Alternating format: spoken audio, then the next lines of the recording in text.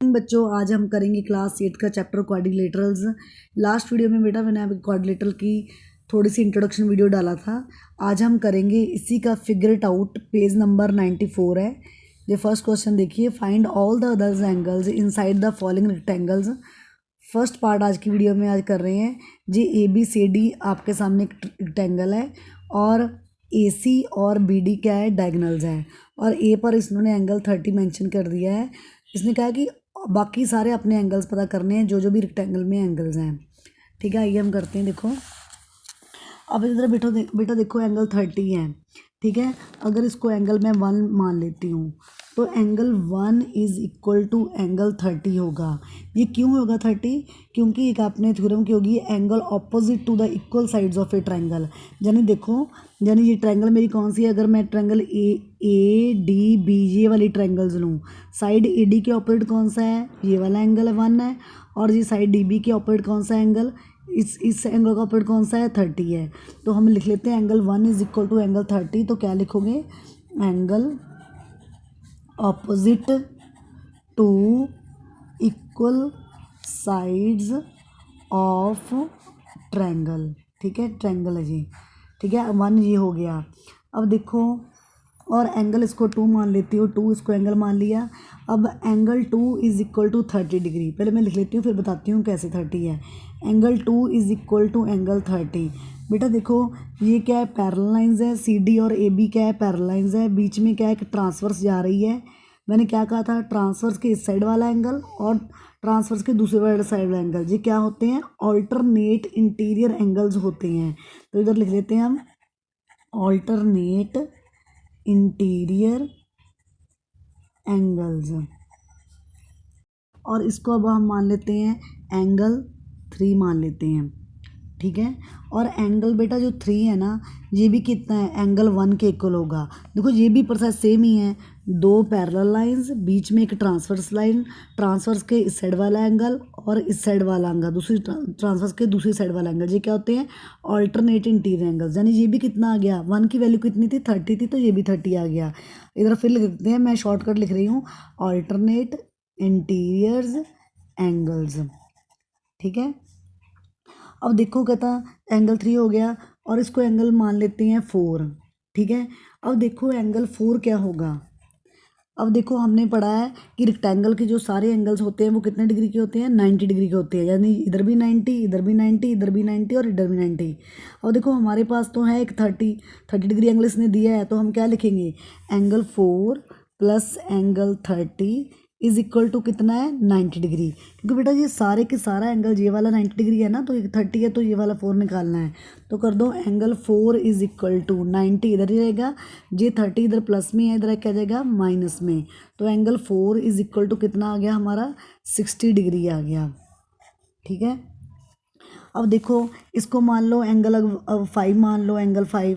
तो ये भी सेम, रेक्टेंगल के एंगल्स का जोड़ कितना होता है? 90 डिग्री। तो हम करेंगे angle 1 plus angle 5 is equal to कितना है? 90 डिग्री। तो एंगल 1 इज इक्वल टू कितना होगा? 90 डिग्री। तो नहीं सॉरी, एंगल 1 प्लस 5, एंगल 1 तो हमारे पास है ऑलरेडी, ये 30 डिग्री है, प्लस एंगल 5 हमने निकालना है इज इक्वल टू 90 डिग्री। और एंगल 5 इज इक्वल टू बेटा कितना आएगा? 90 माइनस 30। तो एंगल 5 इज इक्वल टू कितना आ गया? 60 डिग्री आ गया। यानी एंगल 5 भी हमारे पास कितना डिग्री आ गया? 60 डिग्री आ गया। अब देखो एंगल 7, और एंगल इधर बेटा 7 नहीं, इधर 6 आएगा इधर एंगल। अब देखो सेम ही process, angle 2 plus 6 is equal to 90 degree. तो लिख दो इधर angle 2 plus angle 6 is equal to 90 degree. तो एंगल 2 हमें पता ही है कितना था हमारे पास? 30 डिग्री था। तो 30 प्लस 6 इज इक्वल टू 90। तो एंगल जो 6 होगा ये वाला, ये किसके इक्वल होगा? 90 माइनस 30। तो एंगल 6 इज इक्वल टू कितना होगा? फिर 60 डिग्री आ गया। ठीक है ना, तो एंगल 6 भी 60 आगे 6 के बाद कौन सा एंगल लेंगे? एंगल 7 लेंगे। ठीक है, अब एंगल 7 देख लेते हैं, इधर लाइन लगा लेती हूँ मैं एक।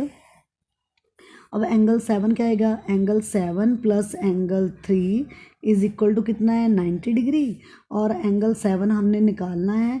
एंगल 3 कितना है हमारे पास? एंगल 3 कितना था? 3 कितना निकाला था हमने? 3 हमने बेटा निकाला था 30 डिग्री। इज इक्वल टू कितना है 90 डिग्री। एंगल 7 इज इक्वल टू कितना आएगा 90 माइनस 30, तो एंगल 7 कितना आ गया, ये भी 60 डिग्री आ गया। ठीक है बेटा, हमने चारों साइड से हमने एंगल्स फाइंड कर दिए।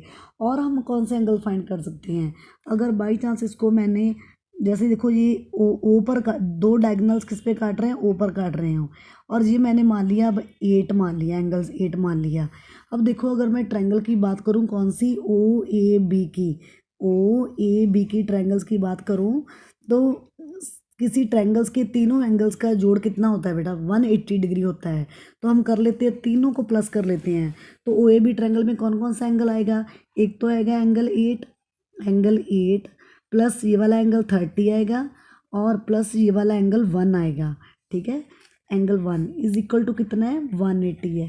तो एंगल 8 हमने फाइंड आउट करना है, एंगल 1 कितना हमने निकाला था, 30 डिग्री निकाला था, ये भी कितना था, एंगल 1 भी हमारे पास 30 डिग्री था, इज इक्वल टू 180।